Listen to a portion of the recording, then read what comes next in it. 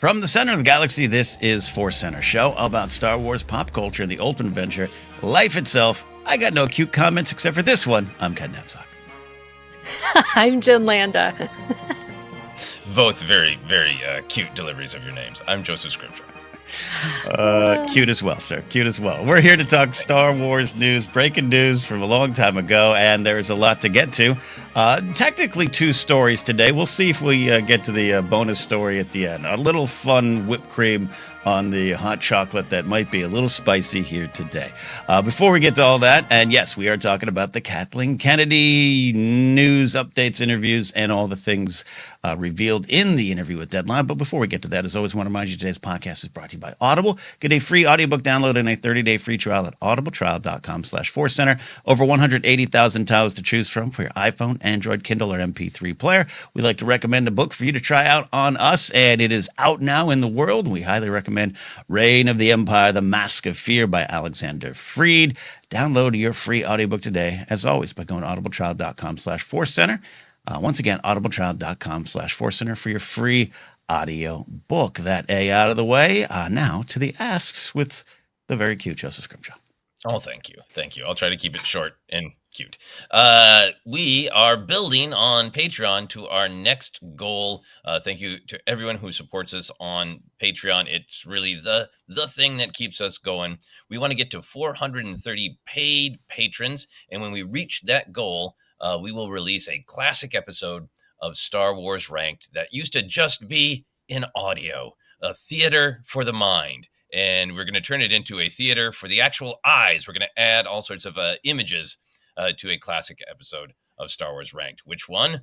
Who knows? We don't right now, but we will look into it and decide which is the most exciting to have visuals added. We also want to, as always, ask you to follow us on Blue Sky. We're still on a couple of different social media sites, but hey, we're big fans of the one that is not owned by a midlife crisis billionaire quietly helping with the destruction of America. Quietly is the wrong word. Loudly helping with the destruction of America. Yeah, So, subtly with a chainsaw. But yes. The Blue Sky. Joseph and I were talking off air here. It's getting there to that level of true community that happens in real time. The big test last night: earthquake Twitter in LA, moving over to earthquake Blue Sky. It's almost there. It's there. It's getting there. Jennifer, how was your earthquake? I felt nothing. I was doing my statistics homework. I had no idea. But it was nice to check Blue Sky at midnight and be like, oh, there was an earthquake. And lots of people are sharing about it. It brings me back old memories. Yes, our life adventures begins with earthquake talk. I do want to thank everyone who came out to the live stream on Friday. We had a charity live stream supporting Trans Lifeline and St. Baldrick's Foundation. You guys came out in droves, and we're going to make sizable donations to both organizations. We really, really appreciate you. Fun show on that there. So we'll do it again sometime. Earthquake adventures. I can't deny. Normally, I'm like, I kind of like earthquakes. They're a fun little sway adventure.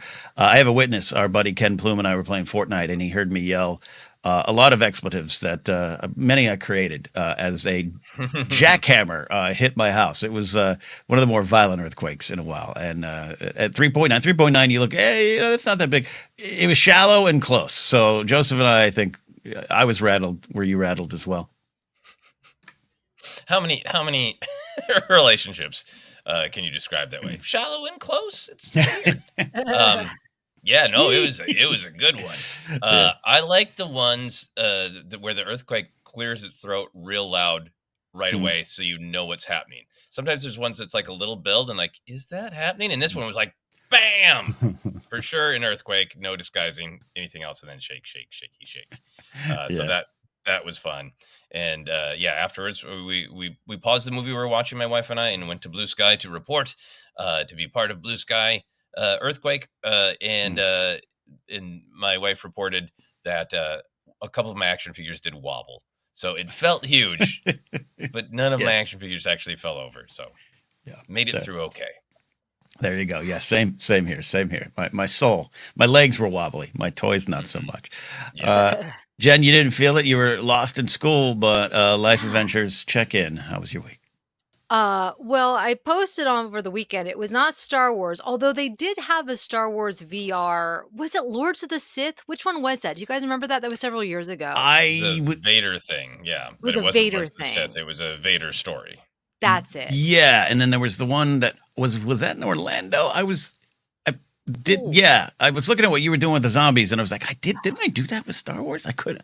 It's buried in my past.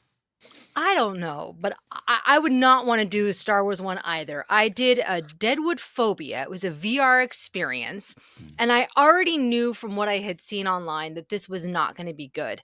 My husband wanted to do it. He's having a big birthday tomorrow, which is today. And so he's like, please, let's go do this. I'm like, all right. Basically, you are, I don't know, like Mass Effect, like you're in this cool suit, and they drop you in a abandoned hospital. And zombies, you have to kill the zombies and help your crewmates, right? Yeah. You guys, I was like, if this were, I felt so real. There were zombies all around me. I was getting attacked because they put this vest on you. So like you feel like these attacks. I felt them on my legs. I was like shooting my own leg. It was horrible. I was like almost crying. I'm like, I want to quit. I want to quit. They told me, they're like, you have to say like the room number, because they're like, if you just say help, so many people say help within the game. So they're like, you have to say, your room. I was almost like, I'm room 2, help me. So anyways, my husband like grabbed my shoulder. He's like, it's a game. We're doing this. Okay. Yeah. It's like, you got this. And so we did. We helped our crewmates. We lost one that turned into a zombie. I've had PTSD from it, but if you like being scared, what fun! I highly recommend it. My husband thought it was a blast, so I think about it. Yeah. Yeah.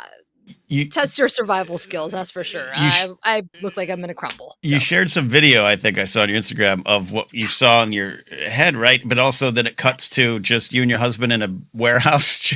Yes, in a room. And he's like total like special ops. He's like jumping around, and I'm like shooting my own foot and like doing some crazy dance. It was not glamorous. That's fun. Not cool. So your room number is basically like your zombie safe word. You have to shout your room number. Yes, you guys, I still can see them in my face. Like they were like huge and scary, and then it gets like claustrophobic. No spoilers, but like it gets claustrophobic, and you have to like duck down, and there's like zombie hands. Oh my gosh! Look, I am recalling the Star Wars one in Orlando 2017, and there's one point. Because it's fun, you're shooting stormtroopers, you think it's all good. But there was one point I remember we were walking on a railing maybe above like Mustafar lava, and I remember grabbing people next to me, Mind you, we're just in a room and shuffling along. So I feel you, Jen. Could you see your hand? That was what was so creepy. Is you can see your hand as the character. They show you, and like your brain is like, I am there. Yeah. It's amazing. Wow. This is the future, you guys. This is where Star Wars is headed. Which we'll get into. Great adventure. I think VR is really fun, but I think it is going to end up mostly being a party game, because they've been trying for how long to make it a at-home thing. I would break everything I own if I attempted to play VR in my apartment, and I'm a lucky person. To have the space that I have. So I agree. I've never tried it with a big group like that, and I think I would really, really enjoy it if it was the right people in the right vibe.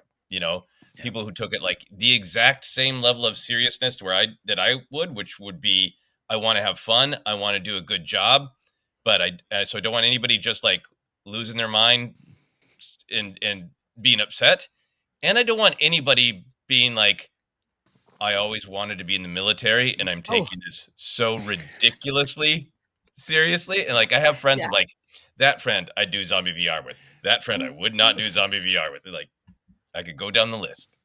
You need a group, as I learned, because they come all around. My husband and I were out. It was bad. It was bad when they were behind me, and I'm getting the guys up front. It was just 2 of us. Go as a group. You have a better chance of surviving. Okay. Just like in real life. We got to try this. Okay. Well, if they do a Star Wars one, it's a ForceCenter team up.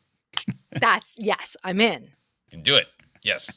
We'll fight them zombie stormtroopers. Lovely life adventure, Jen. I'm so sorry it's haunting you. I got nothing to report on that level at all. So, Joseph, anything going on with you? Yeah, I did something frightening. I started reading Mask of Fear. And it is like everybody said this. I read the first 4 or 5 chapters. Great. Mm. I'm really loving it. I This is a light spoiler, but it is literally the first chapter. I really loved that it started with not just the political fallout, but like the hey, this Jedi news is kind of a lot. Yes. So, they tried to overthrow the government.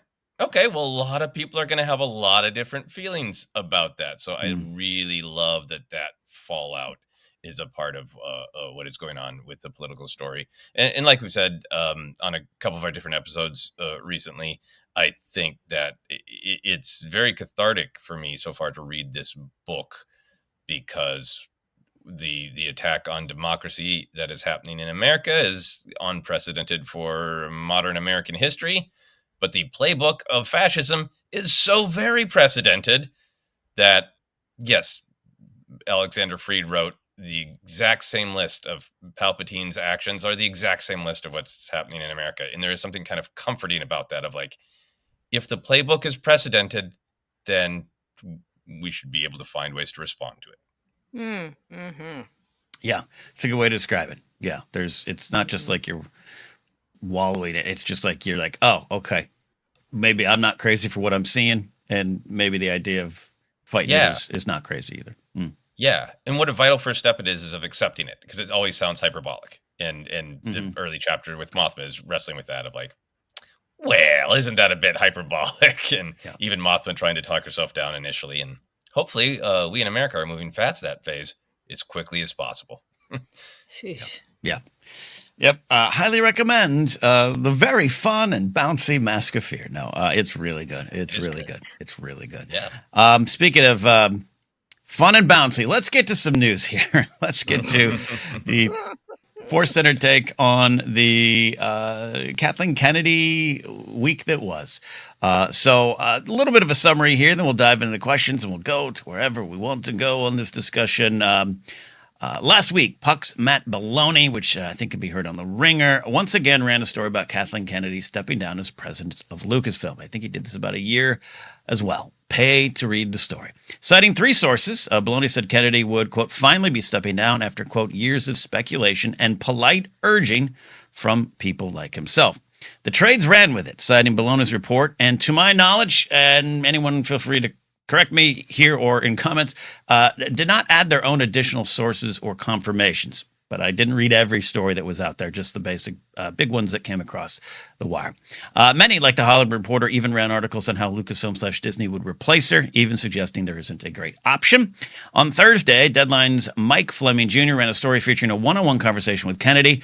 Apparently, as her and Frank were heading out to the Oscar Wilde Awards, just a good old phone call. And it started with her saying, quote, the truth is, and I want to just say loud and clear, I am not retiring. I will never retire from movies. I will die making movies. That is the first thing that's important to say. I am not retiring. What's happening at Lucasfilm is I have been talking for quite some time with both Bob and Alan about what eventual succession might look like. We have an amazing bench of people here, and we have every intention of making an announcement months or a year down the road. So let's dive in, breaking this up into different parts. There's the news cycle. There's kind of Kennedy's own word. There's a lot of movie news that came out of it. And yeah, we're going to talk about the future here. But Jen, started with you here. We do want to just get, what was your initial reaction to the report, the Belloni report? And I do say Belloni report, and the usual charged atmosphere around it that, of course, emerged on that day and beyond. It's hard because I really actually like Matt Belloni. He does a podcast. He joins sometimes Kim Masters on The Business on NPR. Right. I listen to that all the time. They both offer a lot of valid takes. To be fair, he's also come after Bob Iger a lot, saying, what's going on with that. So when he reported this, I was like, oh, it sounds credible to me. And I didn't read his thing because I don't subscribe to Puck, but I figured that this is not surprising to me that she would be thinking about a replacement. I mean, it is hard to do what she's doing. She could have fun making a movie, right? But instead she's in charge of this massive IP. So I was surprised but not surprised. I was surprised that she spoke with Deadline. Now that was surprising that she just came out and tackled that head on. That was where I was like, oh, okay. Yeah. But it makes sense. And I'm glad she did it. Yeah, absolutely glad she did it. We're going to dive into that, and and speaking to your point too, here on the day that happened, I'm not super familiar with him in a sense like you are. Overall, and some of the past stories, familiar with the Ringer stuff that he's a part of over there, at least on those shows. It made sense. Just okay, you read the story, you go, take away some of the jabs and stuff that are in there. Yeah, none of that seems surprising. We're going to get to that. Even I think Kathleen Kennedy answering that, but he's got 3 sources and. Those sources could be Disney plans trying to create push around. All these kind of things can pop up. And also just, I think there's some truth to it, just in the sense of, at one point she might not be the president of Lucasfilm, said 3 sources. But I think what got me, and I'll pitch it here to you, Joseph, obviously, was kind of this, not here we go. Well, here we go again meets like, people started throwing a party funeral that day, and it just brought up 10 plus years. But I kind of look going post Force Awakens, post Rogue One is when it really, really, really, really, really picked up. And I just went into a place. I'll start there. I went to a place. I don't think you are alone in that place. Yeah. If you were having what we on ForceCenter described as a shower rant, it was a large shower party, I'm sure, where many people were with you in the shower rant. I think I'm not super familiar with Puck or Matt Bellany, but I did feel frustrated. I felt skeptical that even if the reporting was accurate, that it wasn't the whole story. And I feel like Kathleen Kennedy coming out and saying, there months or a year from now, there will probably be an announcement that I am stepping down as, head. Eventually, I will continue to work probably for Lucasfilm in making movies, but somebody else will be the head of Lucasfilm. That is the that's the version of the news of like, hey, it's fall, so the leaves fell off the trees. Whereas the reporting is, Minneapolis effed up the trees. Like, no, that's a thing that happens. That is nature. And so your report that something weird was going to happen with the trees is kind of accurate, but also not really, because it's just natural evolution. So I think I did feel a little annoyed that the trades ran with it, because I think that it needed more clarity. And I feel like I like feeling like if it's in the trades, it's really valid. And to be fair, this was valid from a certain point of view. Yeah. But it was not the whole story. Yeah, I absolutely agree. Yeah. I think, well said. Quoting Obi-Wan's perfect on this. And I think him running the story, I'm not even saying cynically, because it's his job, and I do believe he's on the ground. He isn't just your average YouTube scooper. He's a pro at this. That's one thing. I think when the trades, I got that sense of there was this underlying sense of celebration. And we'll do the ForceCenter caveat here now. Yes, of course, no executives above criticism. Yes, not everything's been perfect. Blah blah blah blah blah. It's been 10 years of that, but it was just like the energy behind it. It was like I was almost like, you know what, good, because I'm just done hearing them talk about that name in this way. Jen, are you there with me too? Where it's like, fine, then let's all move on then. I just was like, I had a flash of all those stupid thumbnails with the red eyes on Kathleen Kennedy. And I was like, okay, what are you guys going to do now? Cause I just was I think I totally just tuned it out, because we've been having so much winning lately, so much winning. I'm like, all right, you guys, you think you're winning? All right, whatever. So yeah. I went back to my homework and was like, the toxic fanboys are going to do what they do. Great. They're going to do what they do.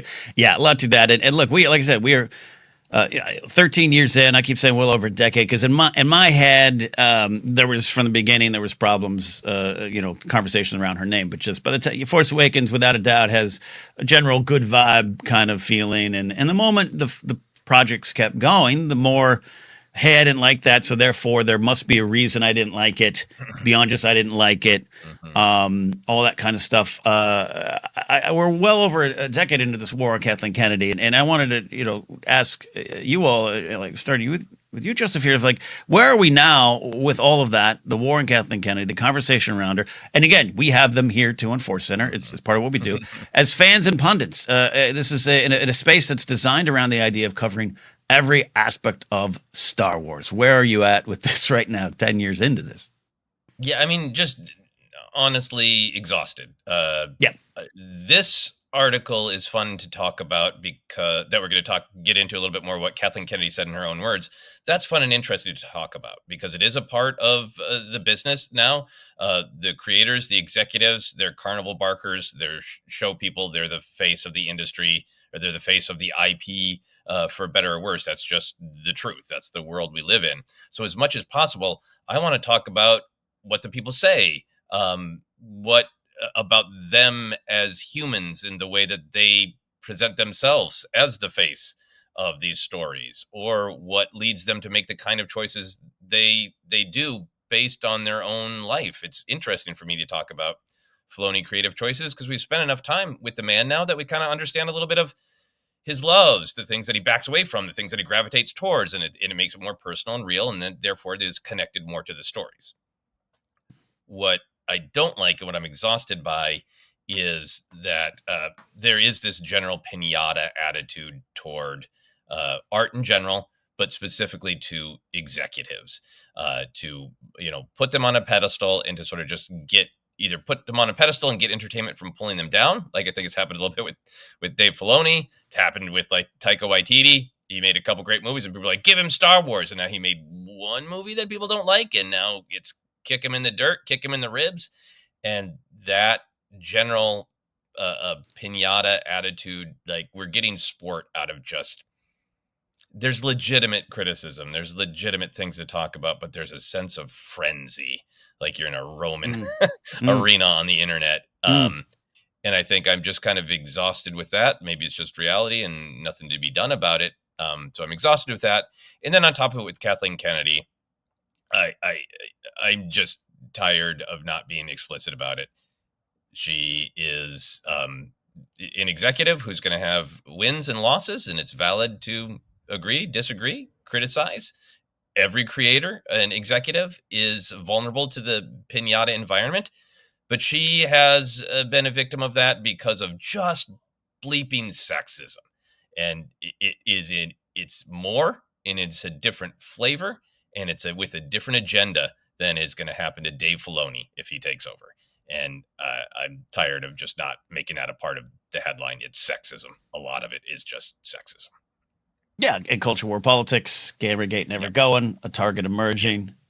There's that as well, and exhaustion's the way to look at it. I said we'll always have conversations about executives. I get what we do here. I have benefited from what we've done here. We all three have benefited from what we do here in terms of having a career and an audience and having just a fun talking about Star Wars every week. And I know some weeks it's going to be about business, and some weeks we want to talk about Uncle Bob riding off in his yachts and making bad decisions, and not everything clearly has been handled wonderfully.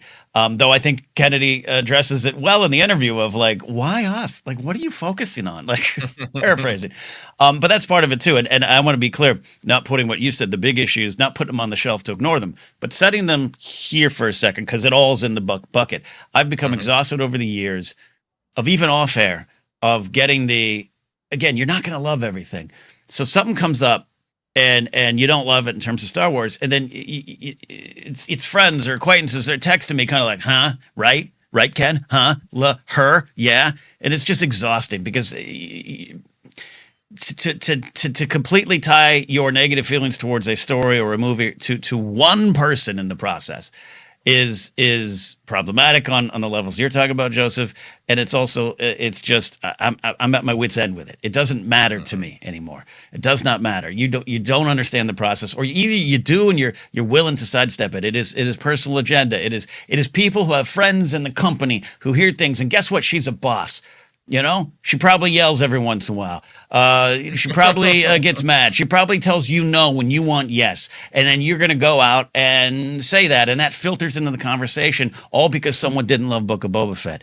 I got to turn the water down on the shower because it's been 10 years of why does this matter to you outside of the realm of, hey, this is what we do? But I also think there's a danger in turning it all into sports talk radio, which is something we've been talking about for a while. Where after a while, I think this has it's the old, hey, if you don't like it, don't watch it type of thing. But I think this whole 10 years of this kind of stuff has just taken away people's ability to just simply ignore something they don't like, to simply move on. Because why would you? It's a moneymaker. And that is filtered out into society as well. I'll end it there, Jen. Save me before I start dropping names. No, I totally agree. I think that Lucasfilm gets scrutinized truly more than most other companies, studios, and it is because of Kathleen Kennedy. I think the challenge is that Star Wars has wanted to evolve, wanted to change with the times, to be more inclusive. And guess what? Fans don't like it, especially if they've tied their masculinity to these stories.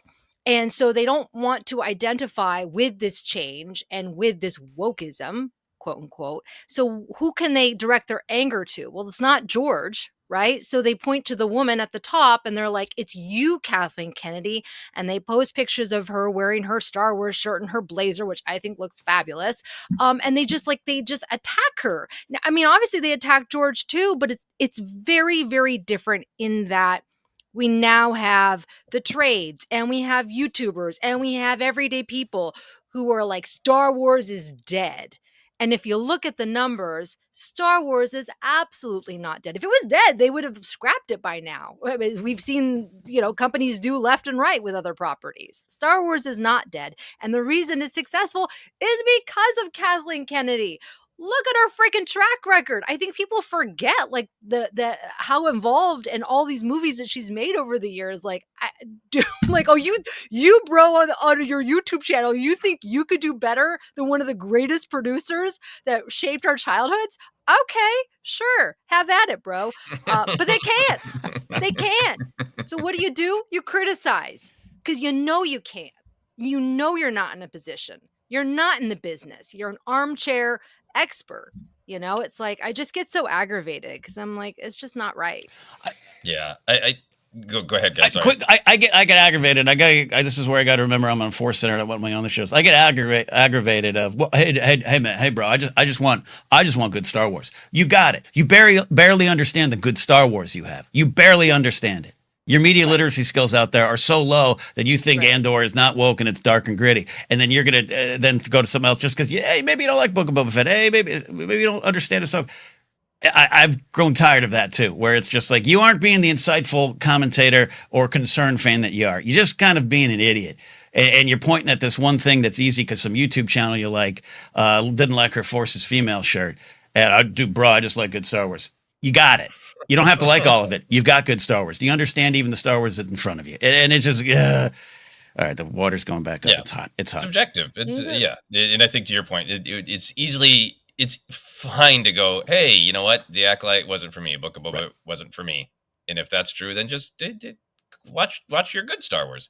I think that there is just like also a general shift from Lucas. Lucas did get an unprecedented amount of hate. Left it. Sold but the hate was from the perspective of you don't understand how great what you created was. And here are all the things with the prequels that you don't understand about the brilliance of your own work. And, the narrative of this is why, one person shouldn't have too much power because there's nobody to hold them in check.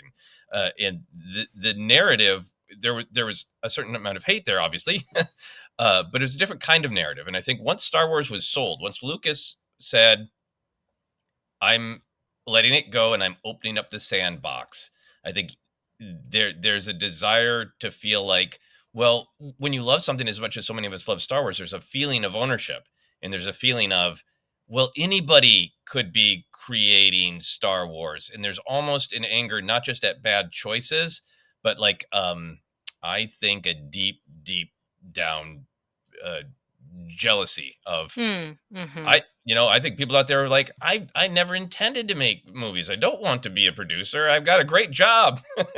I'm a lawyer and I got a great family and I got a great job and a great life. But somewhere deep down, now that Star Wars isn't George's anymore and anybody could tell the story, I'm kind of mad that this woman has the power.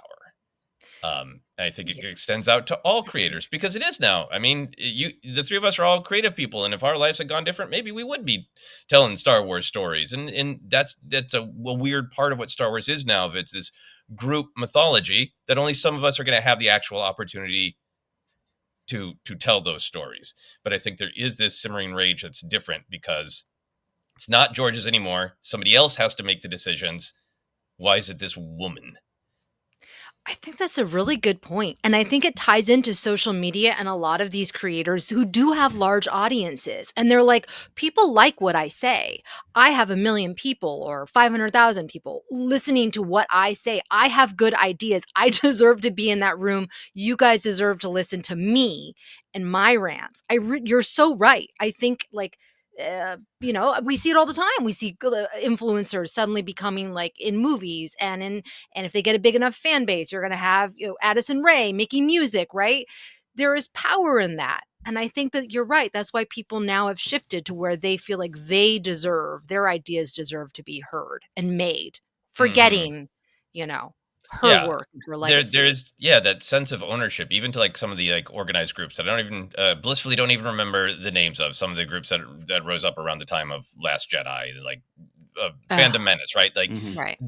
All of that was from listen to the fans. Nobody asked for this. There's all of a lot of the languages from a perspective of we own Star Wars, and the people doing the actual creating are just there to serve our interests instead of the other way around of artists come up with ideas and they share them with us. And then we get to say, like it, don't like it.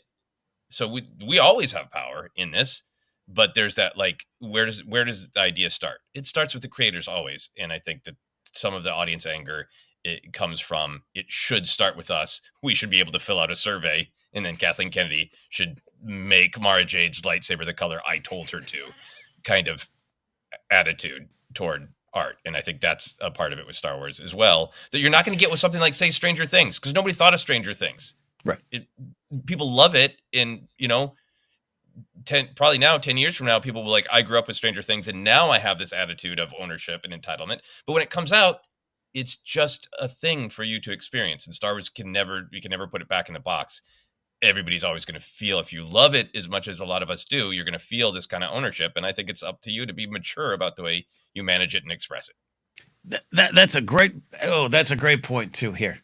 You're going to have opinion on things. It's great. It is best. You do just want good Star Wars, but how you're handling it and how you as a person go out and put this message in the world has been the thing that is just, I've been ramming my head against the wall for the last 5 to 6 to 10 years of understanding what you're saying, how you're saying it, and also just, hey man, look outside your window. That isn't touch grass vibes. It's just like, you're talking about a space franchise. It means the world to us, to me, to Joseph, to Jennifer, to everyone. But like, what is it? What are you getting at here? And when you dig, there's a lot of you in our industry. And I'm not mentioning Star Wars Theory, who made a fan film, and everyone thinks there's other people I know who are just so. Yeah. He used the word shards in the title. It was great. There's people I know in this place, and we know too, who go online and they post things at Kathleen Kennedy. And it's like you dig. It's like, oh, they had a fan film. They made a fan film. They think they can do this too. And great. Maybe you can. Maybe your Boba Fett fan film at one awards at some festival makes you the one to tell the story. But you didn't. That's not the chance. That's not the world. And what are you putting out in the world, knowing that this is all tied into the situations out there in the world, politically, socially, the culture wars, which are based on invading spaces like this? And I continue to be like, fine, you don't like the woman and her work. First of all, it's a gross misunderstanding of the actual process. Remember when everyone thought Pablo Hidalgo was the king of Lucasfilm making every decision versus just a long-standing veteran employee who liked his work and Transformer drawings. Like, I decided this guy's name is Lilo Primarch. Yeah. Oh, my gosh. and you know, and it's become, that's why we're all exhausted. It's just like, it's not just one simple thing. It's not one simple thing. It's just been 10 years of bullshit with this lady's name at the front of it. That has just got me to this point. Anyways, Jen. I just can't get over the fan film thing. But yeah, and by the way, because there's people who are like, oh, here you don't like fan films. Go make your fan films, man. Go shoot some things. Yeah. That's also how you learn to do it. It's just there's some adults in their 50s who make this shit, and they think that has entitled them to run Lucasfilm, and then they go online and point the conversation in that way. And that's why when I said up top, it's like, put the big social issues that Joseph correctly brought up.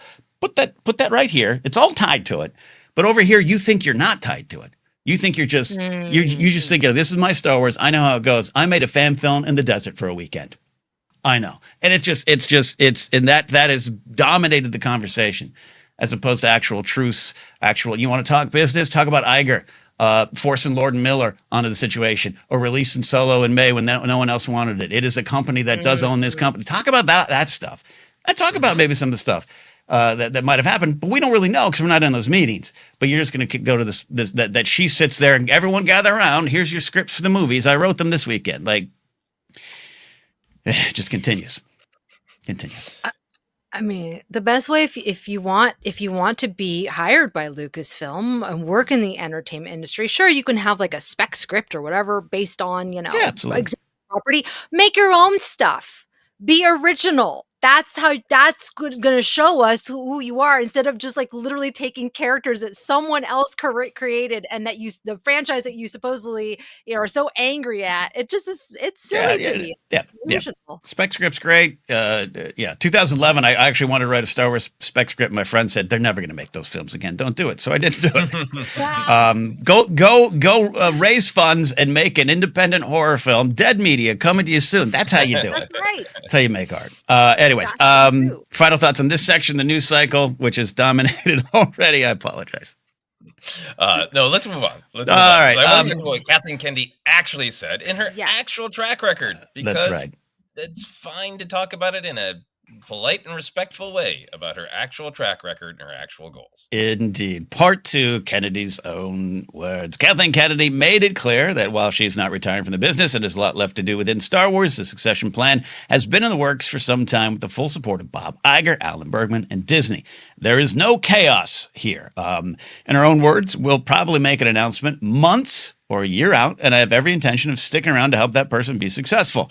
A lot more to that. Joseph and Jennifer are going to pull in any quotes that they like. I have some questions here, but we're going to start with the overall reaction. Jen, you mentioned it, and the thoughts of Kennedy coming right out and speaking for herself with Deadline. That was something I don't think we've experienced before, at least not recently. Nope. She's been listening to ForceCenter, because that is what we've been saying that they need to do, right? It's like, when this stuff comes out, if they can't get ahead of it, then they need to respond to it and just squash it. And guess what? It did. And it's wonderful. And she's taking back the narrative. And it's kind of insulting that she has to be like, would you guys stop pushing me out the door? Like, I want to continue making movies. I am enjoying my job. Don't push me out. Because that's what, we know certain people would like that to happen. And I just think, it was a really smart decision that she did this. Was it over a phone call? I can't remember. Was it over a phone call? I don't know if it just, he'd said, like, Mike Fleming said, Jr. said he had reached out to her while her and Frank were getting ready to go to the Oscar Wilde Awards. And I just absolutely love the image of, like, Frank, 1 second, I got a phone call. I got to talk to Deadline. Warm up the car. Like, it just was a fun moment, Joseph, anyways. Yeah, I thought it was really interesting the way it was framed, because Mike Fleming Jr. just discussed some of the general issues that we're talking about of her track record and how it's discussed. And and then, the slightly ambiguous line about caught her as she was out the door. When I first read it, I was like, was that a red carpet? Right. And to me, I feel like this is her grabbing the reins. She could have called a press conference. She could have not really gotten into sort of the behind the scenes, and could have just done a real, polished announcement at Star Wars Celebration about the next steps. What was really interesting about this is it was huge, actual clarifying Star Wars news dropped in a interview that is authentic and casual, but also clearly set up of like, you know what, I'm going to answer these things directly. I'm going to answer them in an honest way. I want to have an actual casual conversation, but also I'm picking you, deadline. Yeah. Call me and I'm going to give. So I think it's just kind of fascinating, the sort of stagecraft of it, because it is yes, I'm going to grab the reins, but I want it to be in the form of an interview. And I want it to be in the form of, here are all the things you can ask me. Nothing's not allowed. Go for it. And the way he asks the questions, it's a great journalist, but also clearly, like, from a fan perspective, think, well chosen. And I think great that she grabbed the reins. And I think it was great that the tone of it was sort of addressing the Ronto in the room. I like this quote in particular of what's troubling and frustrating is that our developments get scrutinized, and I don't know any other production company where their development gets scrutinized like that.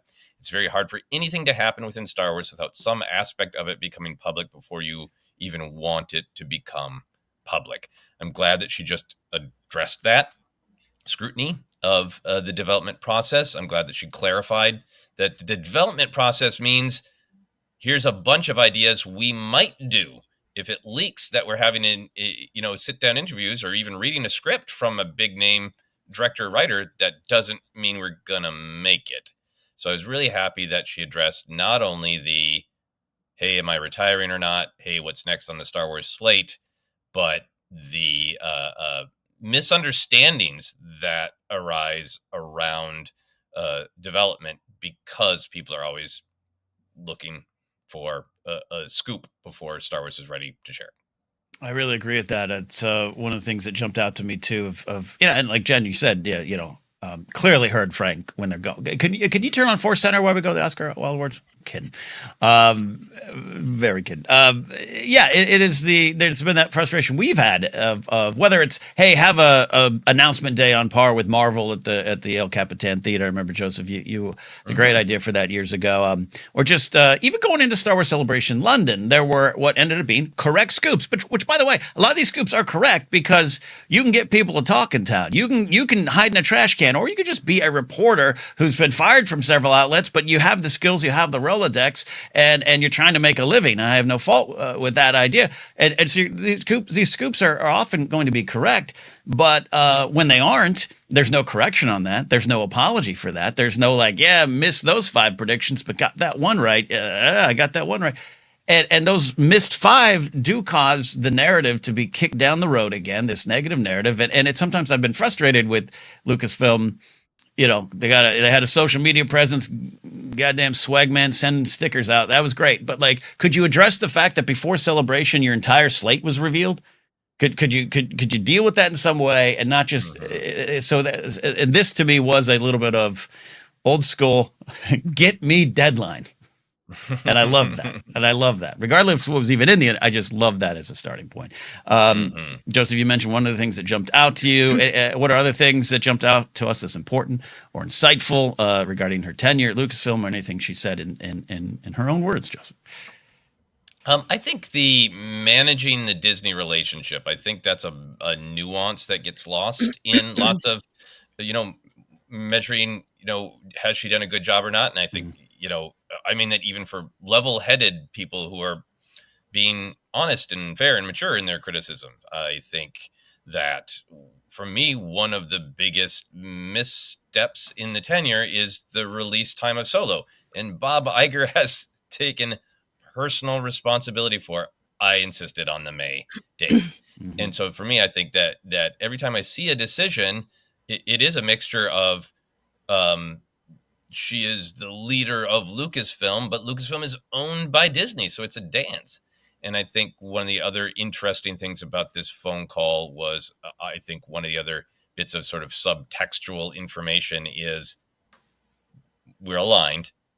Lucasfilm and Disney are aligned. And maybe, I got no ears or eyes in the room. I think maybe some of the slowness to announce things or make decisions, that has been maybe some push and pull. And I think a part of this phone call is we're aligned and the announcements are coming. So she specifically said, is a quote from the interview, in everything that we do inside of Lucasfilm is in lockstep and in communication with Disney. We all know what's going on. The communication has been completely collaborative, as you would expect. This is a big piece of business for them, and they want to empower me to help them make that decision and that choice. I'm doing that.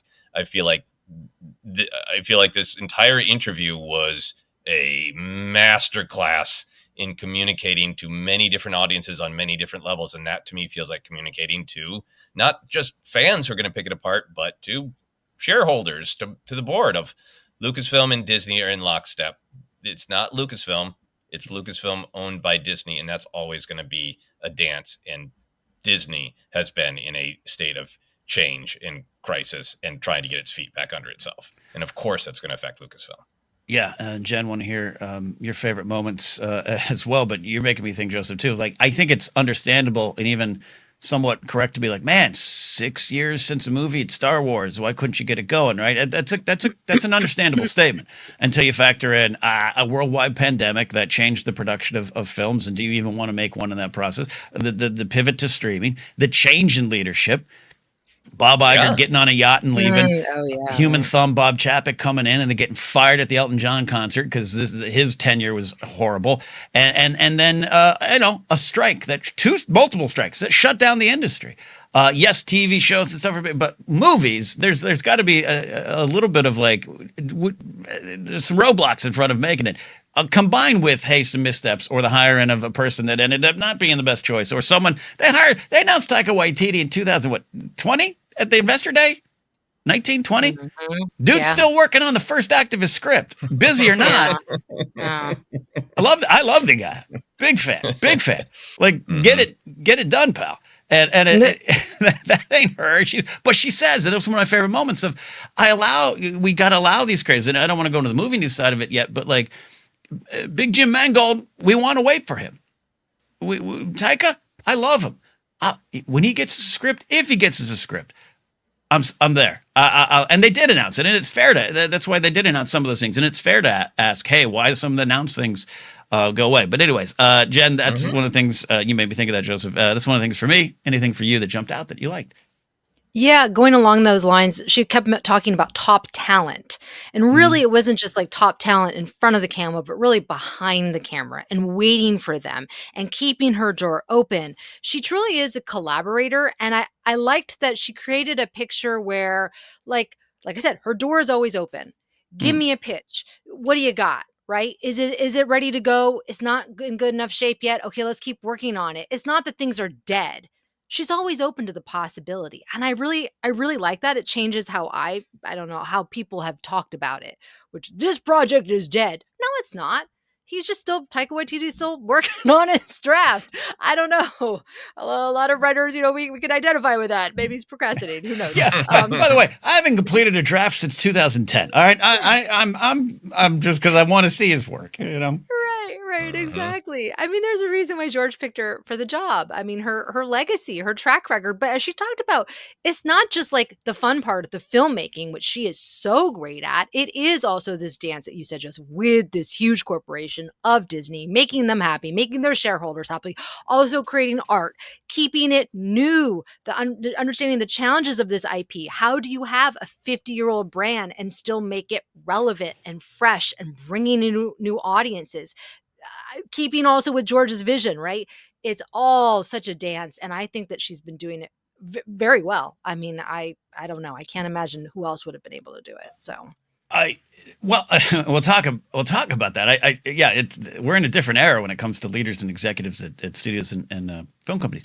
There's one thing I love too, and it was just a fun affirmation. It's something we've talked about for years here, of Star Wars generations, of Star Wars entry points, of how do you keep this going? Yeah. How do you also connect it to the past and what George built on by moving forward? And I love that she kind of addressed that's what's going on, including Mandalorian. That was some people's first Star Wars. And now I get to take them to the theater with a Star Wars film.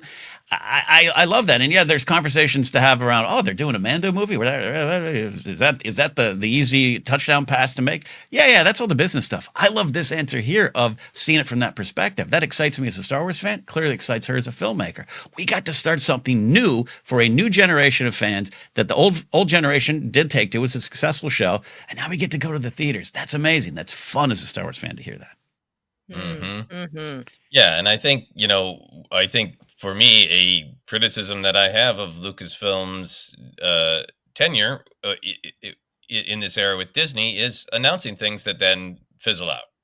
It's one thing to be like, they never announced a Taika project. I mean, I guess they did. They announced that he's working on something, right? They announced that it was in development, but other things have never been announced. But other things have been announced and then they don't happen. But I don't think that's just Kathleen Kennedy. I think that's a dance between Kathleen Kennedy and Lucasfilm. And how many times have there been like, we need something announced, and like, it's not quite ready, but let's go. We don't know.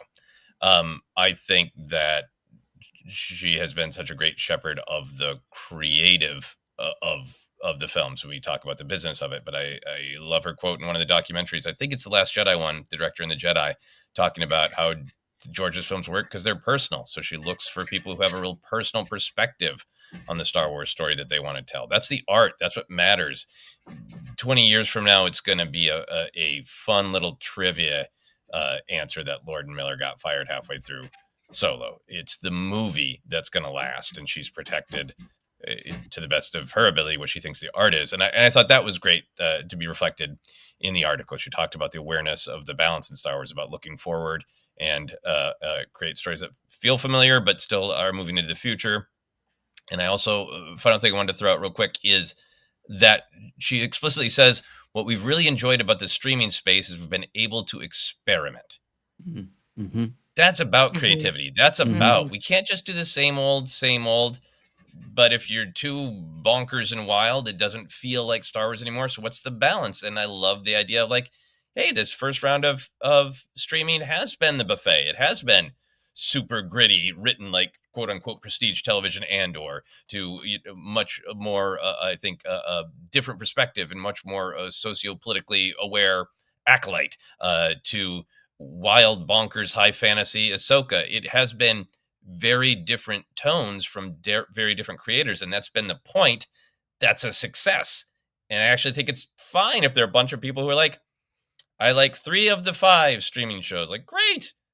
It was an experiment. It was the point. It was a safer place to experiment, and mission accomplished.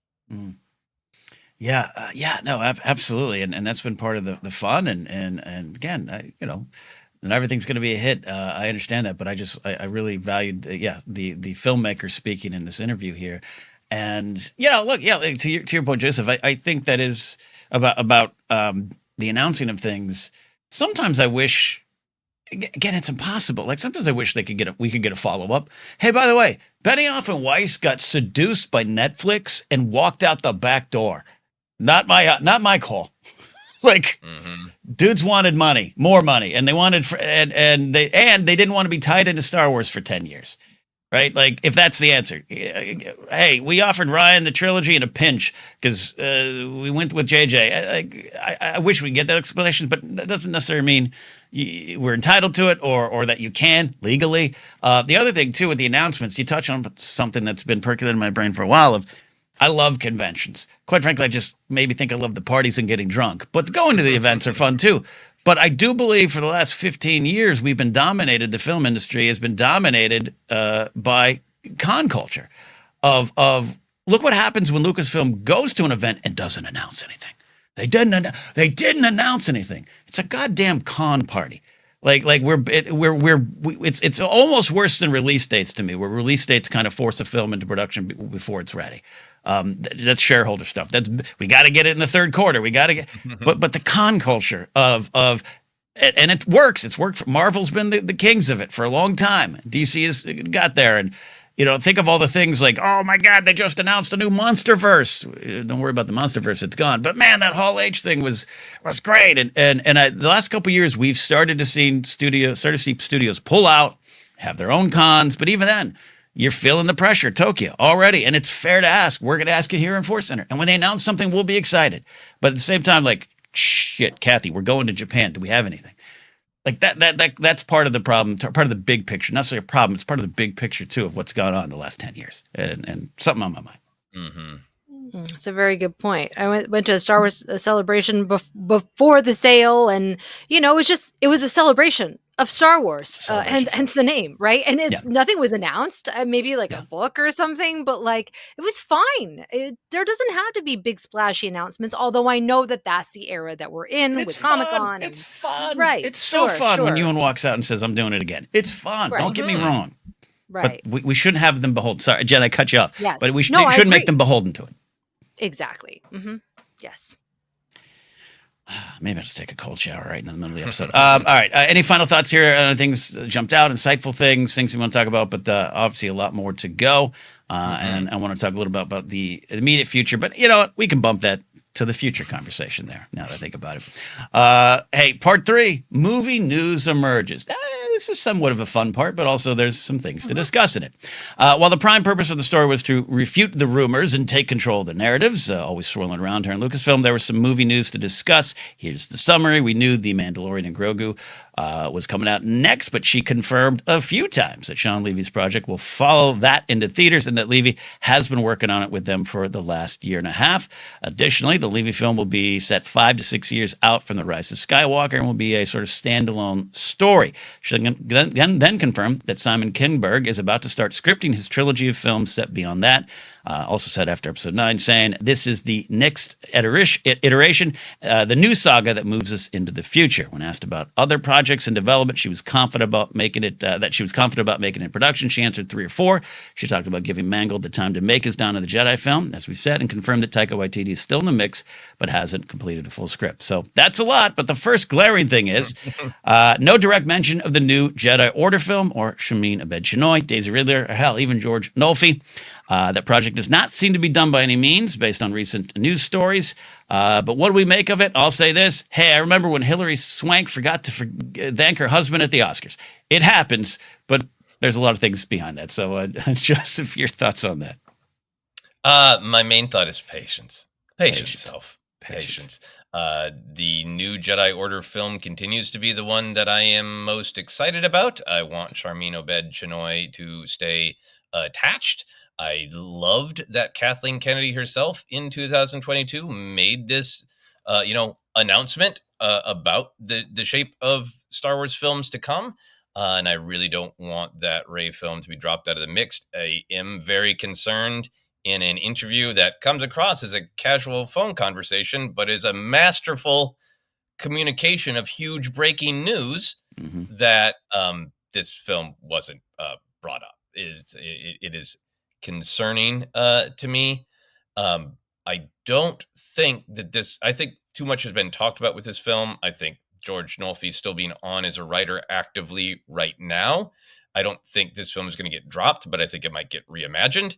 I think I don't want it to, but I think it could turn into a Disney Plus show or a made for streaming movie, or maybe it somehow gets rolled into the Kinberg trilogy, but Kinberg is writing that trilogy and is confirmed in this article. So how could Kinberg be writing the same movie that George Nolfi is rewriting right now? I don't think it'll get dropped, but I'm concerned about my favorite announced project. I can't. As I was reading it, I was like, "And are you going to say it? Oh, you didn't say it." And Patience is right. I think rolling into the Kinberg trilogies. I really love your point there, but seems maybe likely at this point. But we don't know. We don't know, Jen. But it was glaring. It was glaring. I'll give her a lot of grace, but it was glaring. Your thoughts? To me, it's like it's not at the forefront of her mind. Why? Is that because stuff is but the fact that she's like mentioning Taika Waititi, that he's still got stuff going on, to me is like, well, why did she not mention George Nolfi or Sharmeen Obaid-Chinoy? She loves Daisy Ridley. I think she has a great relationship with Daisy Ridley. The fact that she didn't even mention Rey as one of their characters. In fact, she said we may bring some of the characters back from the sequel saga, but pretty much new characters. I know she was talking about the Simon Kinberg trilogy, but do I think it could happen? Yes. Do I think it could not happen? Yes. I I don't want to be my pessimistic self, but I kind of think it's maybe not happening. Or like you said, Joseph, like reimagined as like a Disney Plus kind of thing. I could see that. It's not a vote for that. No. But I could see that. Yeah. Yeah. I'm with. I'm with y'all. Maybe I'm looking for the pinprick of light of just saying I agree with everything you're both saying, and I have a real concern and fear even before this interview that just getting that movie to the finish line is going to be a victory for me. But yeah, ask me. I'm a Beatles fan for life. Ask me my favorite Beatles song. I'll forget 12 albums right now. It's just I got a lot on my mind. I don't know. But in the conversation about Star Wars that you said, Joseph, was not the casual call that is designed to appear like. I would have liked something. That's all. Something. Well, but then, in this film hasn't been like, it's one of the ones we're toying with. It's one of the 3 that she announced. Mm-hmm. We've had an update on James Mangold's film.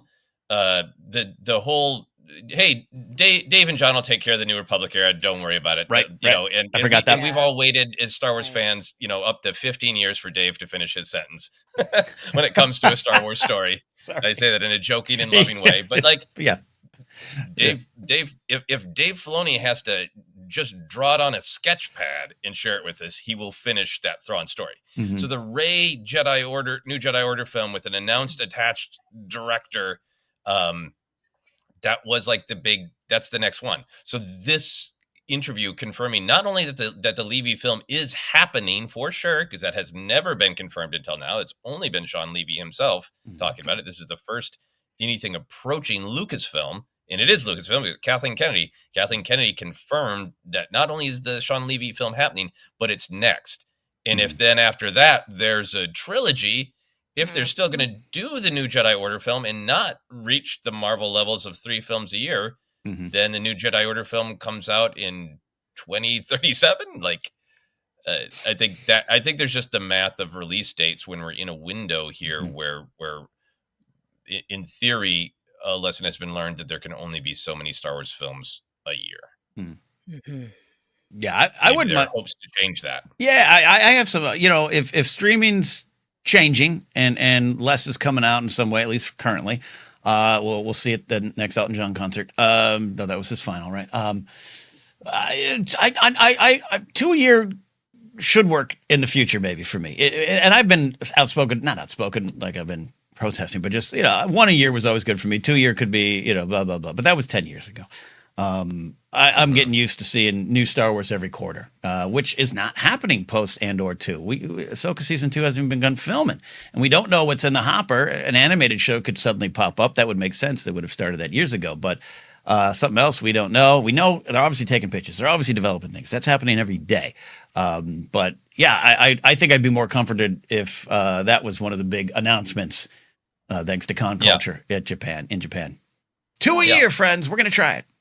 And Marvel pumped the brakes, and this year they're back with 3 films. Right. And we'll see how it goes. Fantastic Four has a built-in that's new and shiny. Thunderbolts is full of fan favorite characters. Captain America was just released and had, mixed reviews and had really great opening weekend, but then dropped off a lot. And so I think if this year is kind of uneven with, can we sustain 3 Marvel films? I would think that is going to continue to influence how many films Disney feels they can put out for Star Wars. Jen, I'm putting you on the spot. 2 a year, you want it? Yeah. No, I don't think it will work. I think in this day and age, I don't know. I don't know. It's tough, yeah. It's like it's constantly in flux, right? Like with movies, like I can't even think of the last time. When did I go to the movies? Moana 2? I think. I don't know. I know a lot of people go to the movies often, but it's freaking expensive. And it's like, if I'm going to go, it has to be worth it. Obviously, Star Wars is worth it. But yeah, I don't know. It will be interesting to see what happens with Marvel. Because if Marvel can pull it off, then maybe we could have Star Wars 2 a year. Maybe. Yeah. It's possible.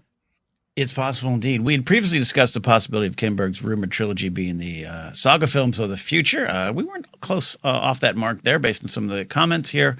So I want to discuss, beyond just the film news and the confirmations, like you said, Joseph, but just the idea that this is a new saga of the future for the future.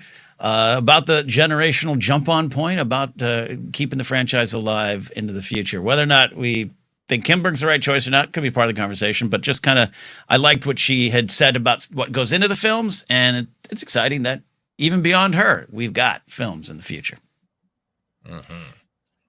Jen, sorry, any thoughts on that one there? Oh, yeah, I got thoughts. I think I got that. I think, and this is why I would say that the new Jedi Order film is not going to happen. I think they want to wipe the slate clean. I think that they want to, like, 6 through 9. Is that correct? 6 through 9? Wait, no, 7 through 9. Whatever. 7 you know what I through mean. Yeah, The sequel 7 through 9. trilogy. 7 1, 2, through 3, 9. 4, Thank 5, you. 6, Yes, 7, of 8, course. 9, 10. Yeah. It's a cranial nerves. 10. Okay. 7 to 9. The sequel trilogy was George's vision. It was like finishing that off in some sense, right? Sure. This is all new. And I think like the Mando and Grogu were an entry point, and these new saga films are going to be a new entry point. Obviously, they have an incredibly successful fan base that wants Star Wars. They're older, right? All right. So they've got to keep they've got to keep the middle-aged fans, middle-aged and older fans happy, right? That grew up with it. But they also need to bring in new, younger fans. How do they do that? Well, Disney has done that for decades, right? Star Wars needs to do that. And I think that they're going to do that with the Simon Kinberg saga.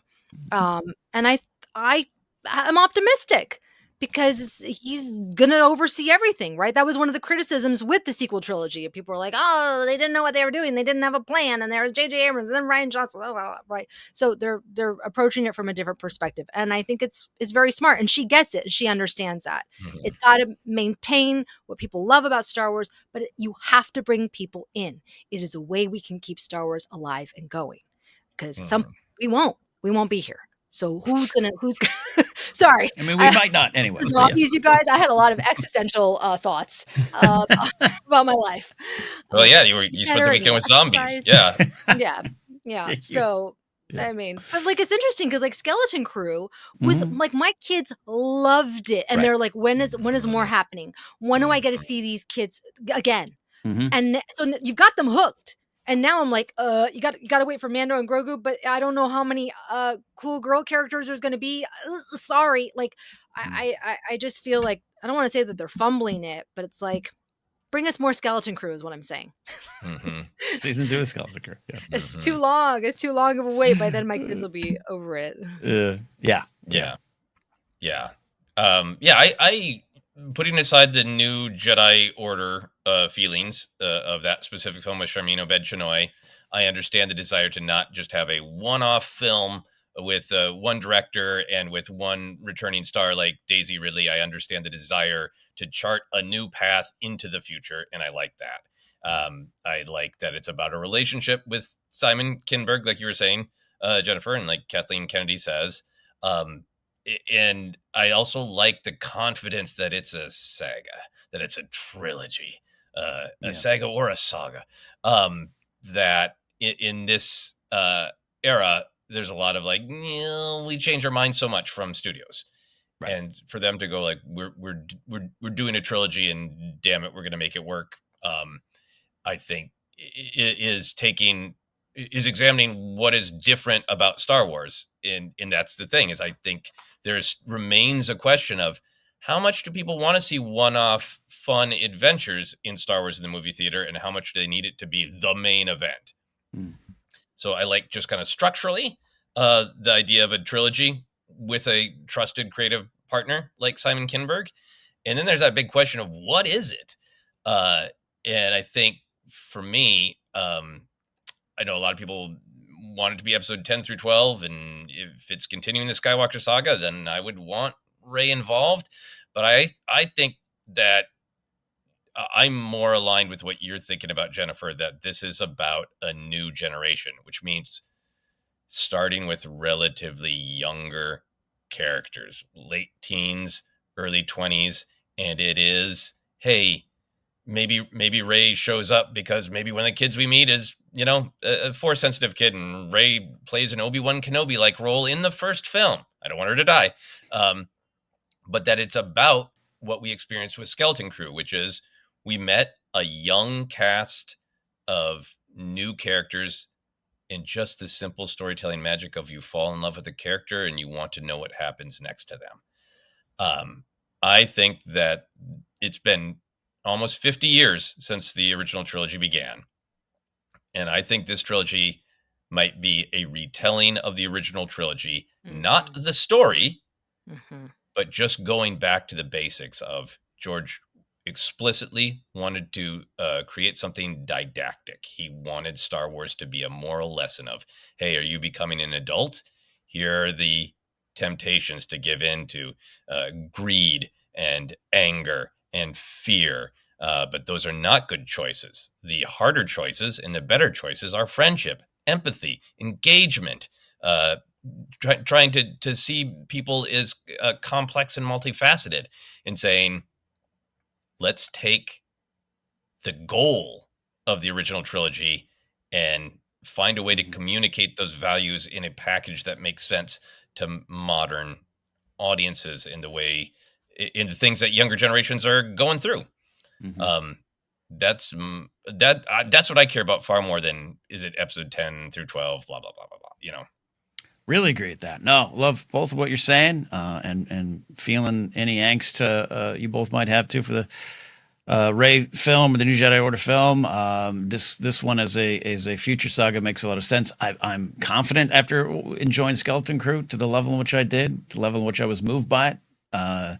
Excited by what you would talk to us about week to week, Jen, of your kids seeing it as theirs in a way. I won't put words in your kids' mouths, but you know what I mean? Of like, hey, a story for us, a story to us. Like, I love that. And Joseph, you're absolutely right because, about taking the building blocks. I think she addressed that in some ways, not necessarily tied to this project, but talking about how George built it, talking about even mentioning the politics of it and the lessons of it and all the things that have been discussed for 50 years of what Star Wars and episodes 4, 5, and 6 did, and applying that in the future. I'm excited about that outside of just the general questions we've raised today but having Kinberg, having him back, her kind of addressing that, like, hey, we loved his work on, quote, the animated show, and that he got busy, and now he's able to come back to this at a time where maybe it works for both parties. I'm excited about the possibilities of that in the future. I don't want to think about the future. Don't want to think. I saw more wrinkles in my face today. Don't want to think about it, but I'm going to be there for it when it happens, and that's exciting, despite some correct angst on the immediate future.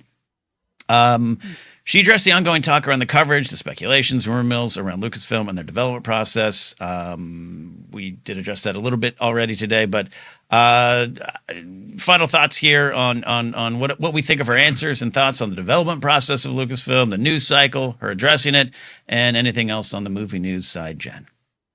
I think people need to understand that making movies is messy.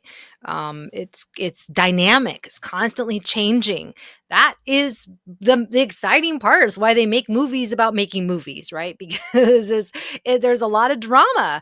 But this is covered as if like every single shift or change or whatever is like unusual. They don't know what they're doing. It's chaos. And it's like she just came out and it's like, no, it's not chaos. We know what we're doing.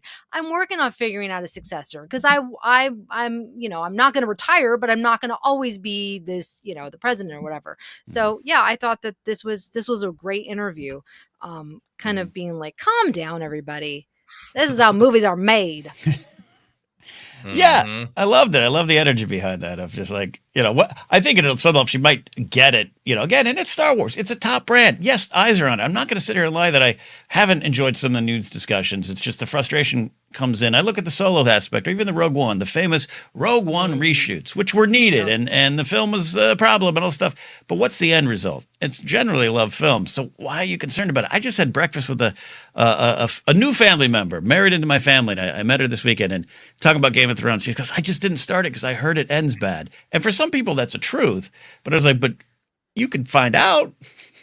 you could watch that, and that's part of this as well, of her just going, this is normal stuff. Again, I don't want to lie, it's bigger and we're benefited from it, but it's just, I did like her answer of like, yeah, no, we're trying to get stuff done. Why do you care? Like, why are you peering in my office window? I don't know. Right. Anyways, Joseph, final thoughts here, movie news, and that's that directly. Yeah, I really just want to read this one quote about relationships because I think it's important. She says, and a large part of it, Mike, the interviewer's name, I love that. And a large part of it, Mike, is who is the talent we're attaching. And that's a challenge in and of itself these days because people get really busy. So you find shows having to wait with a lot of the top talent doing streaming and movies now. They're juggling schedules. And when you do Star Wars, you pretty much have to step into it and not have any other competing work going on. It's a good 2 to 3 years minimum commitment. And that's tough to get the top talent to be able to carve out that kind of time. So that's part of the challenge as well. I think that's a reality that just kind of gets lost sometimes in the even the fun sort of a fantasy football version of Hollywood, where like I'm a big fan of Mike Flanagan. I think he's fantastic, and he's posted on social media, "Hey, Star Wars, call me. I'd love to do a horror movie." And that's a great Hollywood fantasy football. Like I pair Mike Flanagan with Star Wars and horror, make a horror Star Wars movie, Mike Flanagan, and I would love that. But for all we know, they're having conversations, and he's already got commitments, and he's like, "I could do it on this window," and they're like, "Well, we can't do that because we're starting this new trilogy. Would you like to do it on streaming?" "I can't do it on streaming this year." But like, I think just the reality of those relationships is something that is important for people to keep in mind about how this works. And I think that's something that Lucasfilm has got even better about. I think when it started without George was like, sandbox is open, let's reach out and play, and they got burned a couple times, right? And I think now they're saying we need it to be strong relationships. Mando's worked so well because it's a relationship with somebody who is absolutely trustworthy in Jon Favreau. We can greenlight Ahsoka season 2 pretty much right away because the relationship with Dave Filoni. I think how incredibly vital the relationships are is something that a fan who wants to be more engaged in the behind the scenes needs to focus on. Yeah, well said. I love that moment. I love even the joke about, "Hey, would you get Tony Gilroy to direct a film?" I don't think Tony thought he'd be here 10 years later working at Star Wars. And even going back to that show being announced as 5 and going to 2, and just some of the comments, I'm sure there's a bigger, it's not an easy decision you come to. But just, I remember Diego Luna kind of having that like, "Oh, yeah, I've been doing this character for 10 years at this point. This is a long time, long commitment." But she's right. In Star Wars, because it is big and it's a top brand, you want that kind of commitment to the story. That makes a lot of sense. And that's how it works, quite frankly, with any movie. Joseph, you're not leaving Dead Media this weekend. It's not done. It's in your life. You're committed. It's a torture every day of my life that I can get it done by this time. Not if I want to do a good job. I need more time. It's hard work in a lot of it. Yeah. The final section here, part 4, the future. Kathleen Kennedy and Lucasfilm have earned the right to announce her plans on their own time. And I think she said that pretty clearly there. So we're not here to speculate wildly about the timeline, but it is obviously safe to say that we know what is happening sooner than later. She's going to eventually step down from this position, still make movies until, as she says, she's dead. She's going to go.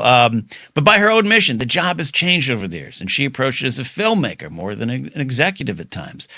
Perhaps one of the reasons she'll stick around to help a new person settle in is that reason, that it is not a creative position as much as you want it to be. I have a friend who, the last couple of years, creative, got promoted, great job. And he's sometimes bummed. He's like, "It's a great job, not leaving it." It's not creative. I'm a paper pusher. Like it's hard. And Kathleen Kennedy's got filmmaking in her blood. So it's choosing the successor is not necessarily a fantasy draft pick, as Joseph, you said. So anyways, final thoughts here. What do we think Lucasfilm Star Wars will be like without her as the president? Any timeline? Are you expecting announcements? And any thoughts behind the names there, Jen? I think it'll happen within the next few years. I don't know if it'll happen that quickly. I will be sad. I think that she's taken as many risks as she could.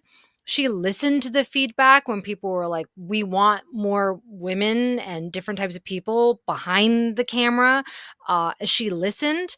Although I was a little disheartened to see that all the names that she brought up in the thing were all male writers and male creators. I'm like, oh. And Sharmina Ben-Shinoy's name was not mentioned. I'm like, oh shoot, all right. And she's talking about top talent, and all the top talent are men, but that's a whole other discussion for the industry itself, unfortunately. That's not necessarily her doing. So yeah, I will be sad just because of the legacy, and I think that she does have a lot of heart, and she loves filmmaking. And yeah, she's an executive, and she has to think about all these business decisions with this big IP. But at her core, she loves telling stories and making movies, and that's who I think we need as the president of Lucasfilm. Mm-hmm. Love that idea, Joseph. Your thoughts on this overall kind of final big picture here? Yeah, I want to echo and support Jennifer's observations about top talent, and I don't. We can't afford to have a long conversation about it right now, just time wise. But I think also I am aware that we are in a moment where, because progress has been made, because a little bit of progress has been made, there is a powerful and awful pushback on it, and we are seeing corporations bend the knee, and so that is concerning too. Agreed. So I think in terms of what it will be like without her, I think because she did begin her career in the trenches with Spielberg and Lucas, and the creation of American blockbuster filmmaking that valued equally spectacle and entertainment and make it an event when you go to a movie. But the only way that event will work is if it's got heart. Jaws is scary as hell, but it's about the people. Star Wars has the most fantastic and bizarre special effects and creatures, but it was the human story. People wanted to know what happened next with Luke, Han, and Leia. And I think she has always, since she's been at the beginning of this revolution of what films are in America, that she has always had such a great handle on, yep, you need to deliver the spectacle and make it an event, but it's got to be personal. It's got to be, we have to care about the characters, and it's got to be personal from the creator, and build a relationship with people who have something to say, not just who are going to do a good job executing it. So I hope that within a big corporation, that whoever comes in behind her has that real focus like she does on the personal. And then I think for whoever this person is, for their sake and for ours is fans, I hope the person is just a carnival barker, and I hope that they embrace that is a part of their role, because it's just a reality. They're going to be out front. They're going to be interviewed constantly. Kevin Feige is the face of the MCU. James Gunn is now the face of the DC, whatever it's called these days. And there's no way the person who's, running Lucasfilm is not going to be, the guy who wears a backwards baseball cap, or however we will come to know them. That kind of branding will happen. And I hope it's a person who knows that's a part of the job, is comfortable with that's a part of the job, and is good at that being a part of the job. I don't want it to be. I want to know the art, but it's just a reality that it's going to be. So I hope whoever comes in, it knows that and embraces it and is good at it. Both key points, and that's kind of where I go. I'm always excited. I hope she stays in this role as president for another year or two, and then I'm excited to see her stick around producing some films. Maybe taking Mondays off, swinging to the office Tuesday through Sunday. I don't know, however it works. I'm excited to have her around because she does love this stuff. And you're right, Joseph. She's not just, we talk about her resume and her wins, but she's part of that ecosystem that built the blockbuster world that we're on. Good or bad, maybe, if you have some thoughts on that, but just like, we're here because of people like her. And that kind of sway is what I don't want to say worry, but going forward, we don't have a lot of those names. And I think this could be a two-person job. You might need the face, you might need the paper pusher.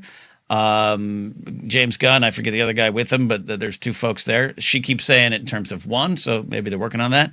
And a lot of the rumor reporting was like Favreau wouldn't be interested in it. Yeah, no, because who wants a day job?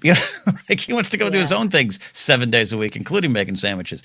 He might not want to do that. The only concern I have for Star Wars, but also some of the other things that are in my life that I've loved over the years, is the era of the one big personality that can stand up to the bigger personalities or the bigger studios and not always win, Clearly, Iger's had his way here. Disney, they print the checks. I think of Saturday Night Live and Laura Michaels, who's going to retire soon. Thoughts on him aside, whoever comes in next, there's going to be someone very talented in the world of comedy to come in next, but there won't be that kind of icon, again, for better or worse. There won't be the kind of icon that can say and still lose with NBC. But hey, no. What I say goes. Kathleen Kennedy has that kind of sway because of her background, her skills, her credentials, who she is. And she's been a face, of the franchise for most of the time, which is why she took some slings and arrows. But even Filoni, Carrie Beck, all these names, they make sense on paper. But I just this is unfortunately an era where the icons we're talking about are the billionaires with the yachts, and I worry about that. Right, where we're lucky to have, even with mistakes, even with some of the oversights like you're talking about, Jen, the lack of even just a female creator mentioned in this conversation, she's still going to lose. But we probably got more wins than we know because she was able to say, "I'm goddamn Kathleen Kennedy. Get the hell out of my office." And that's the only concern I have going forward. It's just where we are, not just with Star Wars, but with a lot of the big entities. Anyways. Yeah. I hope that she gets to focus more on films. I hope that the announcement, I hope in a couple months or a year, there's an announcement of, hey, I'm stepping down, in 2027 after the 50th of Star Wars. And then I'm going to continue working with Lucasfilm and I'm going to make these other projects. And I hope that we get to see her really, really focus on films and champion specific stories that she wants to tell. Absolutely. Final thought times, and a final question that I admit is maybe just for me, but I definitely want to hear your opinions. Kidding. Are we more excited for the Barbra Streisand doc or the Fleetwood Mac doc? What Frank Marshall joint is on the top of our list, Jennifer? Why not both? I love them both. Yes. Oh my gosh. I was introducing my kids to Barbara just last week. Babs. Yeah. Oh my, and what a life she has led. So I can't wait for that. I can't wait to see Stevie Nicks interviews with Fleetwood Mac. There's a lot of drama there. I love the fashion of the time. Can't wait. I just was laughing at that, Joseph, because we had that discussion not too long ago about the Bee Gees doc, which led to me watching the Frank Sinatra doc on your recommendation that Frank Marshall had a part in, and it is wonderful. So this interview ends with, we're rushing out the door. Oh yeah, Frank, he's got a Streisand doc and a Mac doc, and I'm like, Jen, you're right. Both. I'm excited for that. Yeah. And I love to hear it. Anyways, Joseph, where do you lean first? I'm more excited for Barbara. Nothing against I'm not a big Fleetwood Mac fan. I don't know much about them. I'm not anti-Fleetwood Mac. I'm not even a huge Barbra Streisand fan, but I'm fascinated with her lineage of being somebody who kind of continued the support of the American songbook. There's like this clear sort of line from Billie Holiday, Bing Crosby through to Barbra Streisand, and it's culturally really interesting to me. And then with her living in a very different era and having a fascinating life, and talking about female creatives and filmmakers trying to punch through that ceiling that keeps being built in front of them. Her as a director, there's stuff there. Gotta be fascinating. Yeah. Mandy Patinkin, yeah. What was that, Yentl? Yentl. Yes. Papa, can you hear me? Oh my gosh. Absolutely. All right. Final thoughts for this story. And we got about 2 minutes maybe for the actual final thoughts. Jen, are you ready to move on from Kathleen Kennedy's stories? Not her, the stories. We what? What are we doing? What final thoughts? Okay. Final thoughts. My final thoughts? Yeah. Oh, well, she's a legend. I'll be sad. I'll be so sad when she's gone, but she's still going to be making movies. So I look forward to seeing what stories she wants to be a part of. Agreed. I'm looking forward to the future and a little less worried about it from the fans and just seeing what's happening out there. Joseph, you. Yeah, I think so much of this article is about Kathleen Kennedy herself, but just absolutely huge news. These are confirmations of the Simon Kinberg trilogy and the Sean Levy movie, and that the Sean Levy movie is next. So that makes me really excited for announcements at Star Wars Celebration, where I think Lucasfilm will really be like, here's what's coming next. And a lot of great, I'm excited for that clarity and hopefully getting back to talking a little bit more about the stories of Star Wars. And final thing I'll say again, people get angry, never hear this part anyway. So, but I'll try to say it anyway. Definitely, I think all of us had some strong opinions, but certainly I had some strong opinions this episode. And I always want to say, I think it's just fine to criticize somebody in a leadership position like Kathleen Kennedy. I just think that there is a subset of people who do not do that with any sort of kindness, empathy, or maturity, and another subset of people who do it, criticize somebody like Kathleen Kennedy, that it is not about Star Wars. It is about anger towards a woman in power. And if that's not you, then you got nothing to be angry with me about. No comments needed if that's not you. Yes, yep. That's my final thought too here on strong opinions. Yep, got it. You didn't like this, you didn't like that, but ask the why when you're tuning into those other channels and folks and personalities that are big and they're successful and they're everywhere and it can get overwhelming. Just ask why are they saying the things they're saying. Get to the root core of it there. Final story of the day. Revenge of the Sith is returning to theaters for its 20th anniversary. Get ready to feel the rumble in your seat as the Battle of Coruscant rages on around you. For its 20th anniversary, Star Wars Episode 3, Revenge of the Sith will be returning to movie theaters for 1 week, starting April 25th, 2025. It will be in 4DX theaters, meaning that over 21 effects timed to the film will make you feel the movie in your soul. So, yes, we want to go.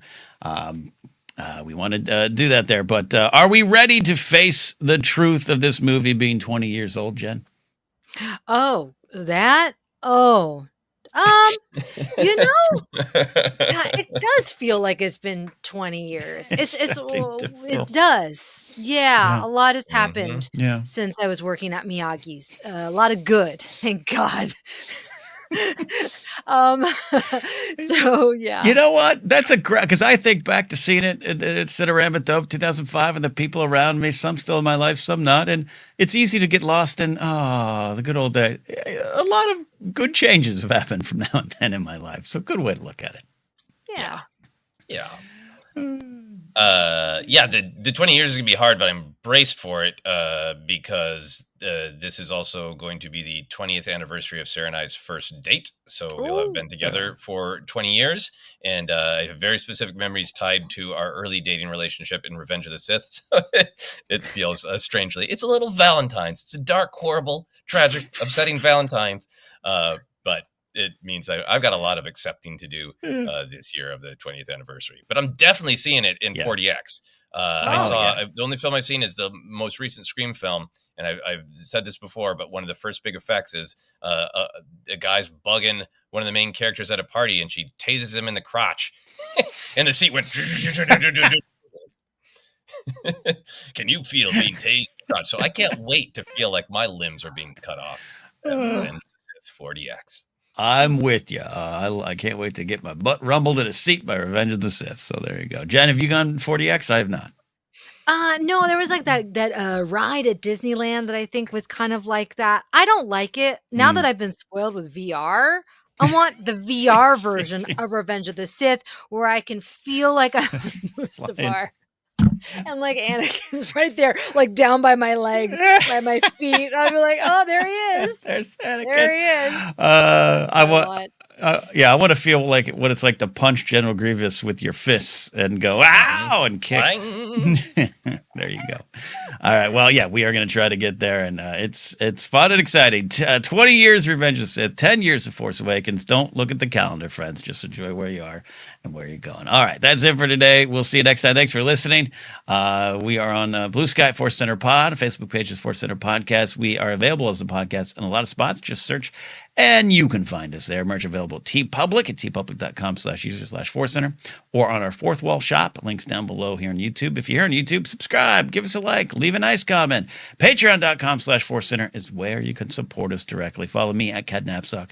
Go to my website, cadnapsock.com for more. Shop is still up for a couple more weeks, and I'm pressing that delete button on that shop because a website shop shouldn't cost that much. All right, grumpy old man stuff. Where can I find you, Jen? You can find me on Blue Sky and Instagram at Jennifer Landa, and on TikTok at Jennifer Landa 1138. Apparently, Lisa Frank's son came at me and quote unquote roasted me, as my cousin said. So go check that out there. I have no idea. I'm not even on there. He's having beef with me, and I'm I'm not even on TikTok. I haven't been on there for a while, but go check it out. I'll fight him. I'll fight him for you, Jen. Where is this guy? That's great. So hey, that's good. That's good. I that's love good. it. Exactly. Joseph, who's beefing with you on your TikTok, and where can they find you? I haven't logged into TikTok in a considerable amount of time, so if somebody is mad at me about one of my action figure reports, am I joking? On not unboxing, where I don't open action figures. If Lisa Frank's relatives are mad at me, so be it. You can find me on Blue Sky and check out my website, josephscrimshaw.com, for links to all the other stuff I got going on. Wonderful, wonderful. I'm sure someone hates me somewhere on the internet. We'll see you next time here on ForceCenter.